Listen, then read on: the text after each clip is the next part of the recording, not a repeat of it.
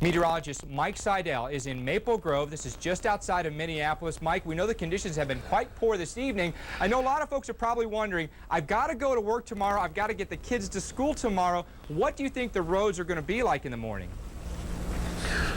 Well, my first guess, my gut feeling is that most schools will be shut down tomorrow because this is going to continue all night. The wind's going to howl across the entire upper Midwest, so more than likely schools will be shut down. The other equation, getting into work, roads are not going to be in very good shape tomorrow morning. This morning they were fine, but tomorrow morning a lot more snow, a lot more wind, colder temperatures, so everything's going to be frozen solid. The plows go by back and forth, but we're going to have the wind continuing to blow and drift this snow around.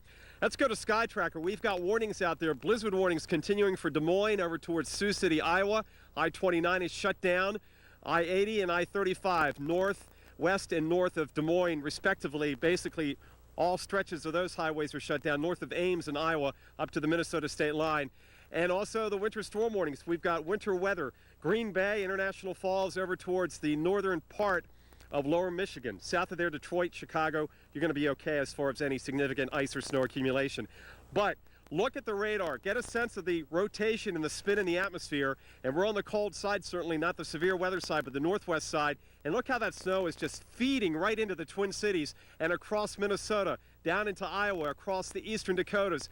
And this storm is not moving very quickly, and thus the accumulating snow. Storm totals will easily top a foot here in Minneapolis. Some spots already have 10 inches. So you can imagine the surprise we found today when we found a guy, a longtime Floridian, and it didn't seem that this storm bothered him at all.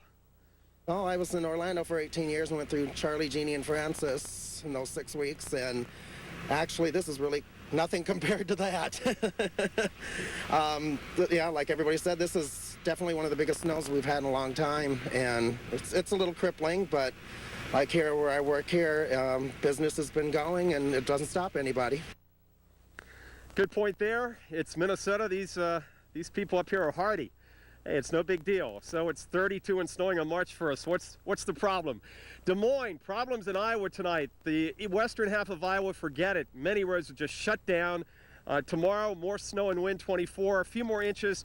The big problem tomorrow will be the blowing and drifting of the snow that's already on the ground. Snow showers continuing to wind down by Saturday morning. Probably some sunshine for those of you in Des Moines by Saturday afternoon, but temperatures will not hit freezing until at least later in the weekend.